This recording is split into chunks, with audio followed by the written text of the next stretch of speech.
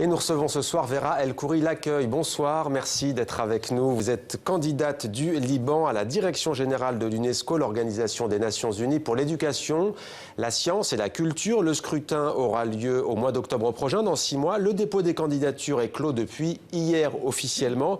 Et il y a une surprise, une nouvelle concurrente pour vous. Ça a surpris beaucoup de monde. Il s'agit de la ministre française de la Culture, Audrey Azoulay, qui a été poussée, semble-t-il, par l'Élysée à se présenter. Votre réaction? Bonsoir, merci de me recevoir chez vous.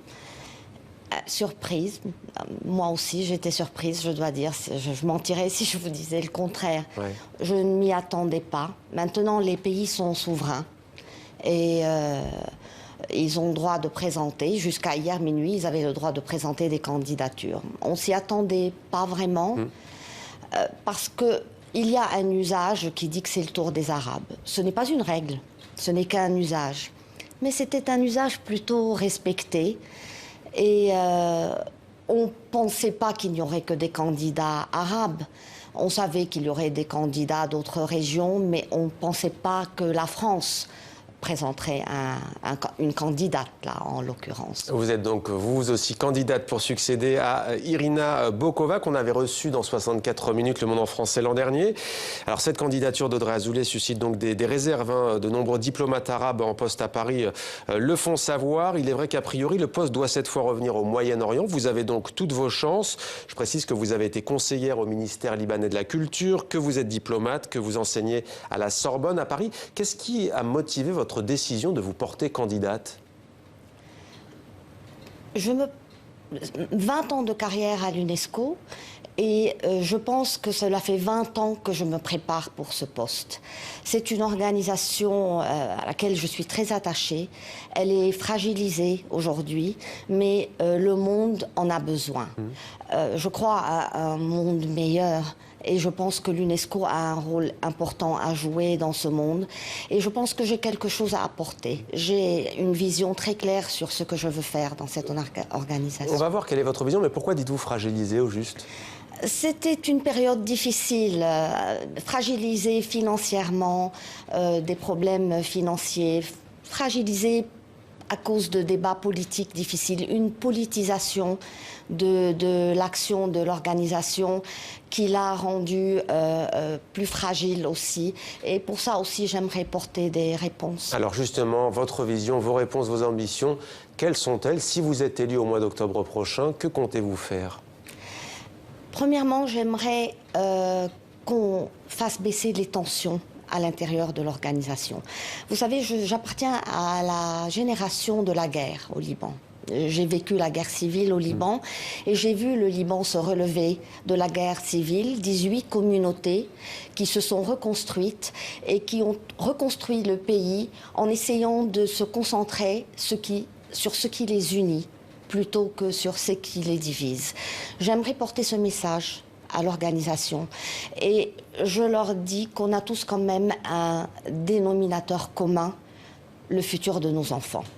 Et l'UNESCO travaille pour le futur de nos enfants. Une planète habitable, un travail décent, une société inclusive. Donc, concentrons-nous sur ce qui nous unit et essayons de mettre nos différences de côté. Faisons de l'UNESCO un havre de paix pour discuter de tout, même de ce qui se fâche. De ce qui fâche. C'est le rôle de l'UNESCO. Mais pour trouver des solutions. Et je pense qu'il y a beaucoup à faire aussi côté l'agilité.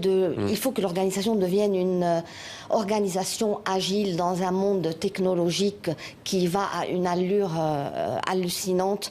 L'organisation ne survivra pas si on ne fait pas quelques changements urgents. Alors, vous avez dit havre de paix. On rappelle effectivement que l'UNESCO est une institution spécialisée de l'Organisation des Nations Unies qui est née le 16 novembre 1945 à la suite, justement, à l'époque des dégâts et des massacres de la Seconde Guerre mondiale. L'UNESCO appelle la communauté internationale à faire revivre le patrimoine culturel irakien et syrien après les destructions massives que l'on sait ces dernières années, notamment par Daesh, par l'organisation État islamique.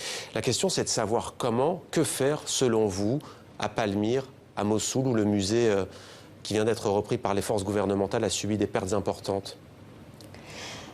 Nous avons bien sûr, comme le monde entier, été absolument choqués par la destruction de cet héritage. C'est une destruction de... Ce ne sont pas que des pierres qu'on a détruites, c'est des racines, c'est une histoire commune. La directrice générale actuelle, Madame Bokova, a beaucoup œuvré pour la protection du patrimoine et l'UNESCO maintenant discute un plan pour le futur, basé surtout sur la prévention et puis voir qu'est-ce qu'on fait une fois que c'est détruit. Mais je crois qu'il faut surtout préparer des plans pour les risques possibles, des plans de résilience pour tout ce patrimoine. Et là encore, Beyrouth est un exemple formidable parce que quand la guerre a commencé, les Libanais ont su préserver le maximum du musée de Beyrouth. On a mis les objets qu'on pouvait déplacer dans des havres de paix pour les préserver et les Libanais ont bâti des caissons de béton sur ce qu'on ne pouvait pas bouger pour les préserver. Donc chaque pays peut avoir un plan qu'on déroule immédiatement en cas de risque pour préserver le patrimoine culturel de toute l'humanité. Vous avez évoqué tout à l'heure, Vera El Khoury-Lacueille, les divisions politiques, y compris au sein de l'organisation d'UNESCO. C'est vrai qu'on l'a vu récemment avec l'adoption d'un texte controversé à propos de Jérusalem, un texte qui vise à protéger le patrimoine culturel palestinien dans cette partie de la ville sainte. Vous auriez appuyé cette résolution, vous ? Le Liban a appuyé cette résolution, comme tous les pays arabes qui l'ont présentée. Moi, maintenant, je parle comme candidate du Liban pour le poste de directrice générale. Mais justement, quand vous disiez qu'il faut éviter de diviser politiquement, c'est quelque chose, vous pensez, qui doit rester de côté Une directrice générale, son rôle, c'est d'être totalement impartiale, de protéger l'organisation et ses intérêts, et de servir de tenir compte de différents points de vue. De créer des ponts et de trouver le consensus. Je devrais m'engager à trouver un consensus et essayer de ramener tous les sujets. Ce sujet n'est pas le seul qui est politisé et qui cause des problèmes. Il y a par exemple en Asie notamment le temple de Preaviar qui est inscrit au patrimoine depuis 2008 et qui est l'objet de tensions régulières entre le Cambodge et la Thaïlande. Exactement, et puis il y en a d'autres dans le programme Mémoire du Monde aussi qui causent beaucoup de tensions. Donc mon rôle, c'est d'essayer de faire baisser ces tensions et de dire aux États membres, mais qu'est-ce qui compte en fin de compte? L'UNESCO, c'est vrai que tous les sujets sont politiques, mais l'UNESCO est une agence technique et pour nous, ce qui compte et ce qu'on a en commun, c'est qu'on veut préserver ce patrimoine. Donc notre rôle, c'est de revenir au mandat initial. Fondamentaux. Oui. Et de faire ce qu'on a à faire, c'est-à-dire la conservation, la préservation, la transmission aux générations futures. Et le rôle d'une directrice générale, c'est d'essayer justement de concentrer les discussions et les résolutions sur le rôle de l'UNESCO plutôt que sur la politisation de tous ces dossiers. Et il y en a pas mal. C'est pour ça qu'il faut vraiment une implication personnelle d'un directeur général ou d'une directrice générale, parce que c'est ça le rôle des Nations Unies. On est l'endroit, la neutralité, c'est à nous d'être ceux qui construisent les consensus entre les pays et de ne pas laisser ce qu'on appelle ces patates chaudes, si je peux me permettre de le dire, entre les États membres. Est-ce que vous pouvez nous raconter ce qui va se passer pour vous ces prochaines semaines, ces prochains mois? Est-ce qu'il y a une campagne électorale, entre guillemets, comme on les connaît en politique? Est-ce que vous allez parcourir des régions du globe? Et si oui, lesquelles? Comment ça va se passer? Oui, c'est une vraie campagne. J'ai déjà visité une vingtaine de pays. Et je vais continuer à visiter ceux que je n'ai pas encore visités. Il faut en visiter 57. Comme le Liban est membre, il y a 58 pays qui votent. Et puis, il y a une date importante, le 26 avril, à l'UNESCO, parce que le Conseil exécutif va interviewer tous les candidats. 90 minutes, chaque candidat va devoir présenter sa vision et répondre à des questions. Et puis, bien entendu, continuer à visiter tous les pays jusqu'au bout, jusqu'aux élections. Vous avez évoqué tout à l'heure le patrimoine, notamment comment il avait été protégé avant même d'être potentiellement détruit au Liban. On a vu cela aussi avec les manuscrits de Tombouctou au Mali qui ont été sauvés. L'Afrique, c'est l'autre point sensible en matière de patrimoine. Est-ce que vous y êtes allé? Est-ce que vous comptez aller? Et si oui, dans quel pays? J'ai déjà été en Afrique et je ne fais que commencer l'Afrique. Donc c'est le continent que je visite en mai et en juin. Il y a une diaspora libanaise importante là-bas. Très importante, très active, qui m'aide beaucoup et je tiens à la remercier. En Afrique, en Amérique latine, je les retrouve partout et j'en suis très heureuse. Pour terminer, peut-être quelques mots. Vous avez évoqué tout à l'heure le bilan positif en matière de préservation, de politique s'agissant des œuvres. Quelques mots sur Irina Bokova, diplomate bulgare, donc, qui a fait 2 mandats de 4 ans.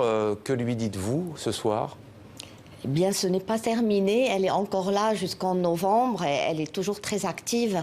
Elle a eu un premier mandat difficile parce qu'elle avait commencé avec plein d'entrain, voulait mettre en œuvre plein de réformes.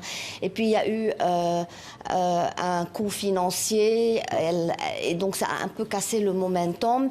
Mais elle a extrêmement bien réagi à cette crise financière et a récolté des fonds.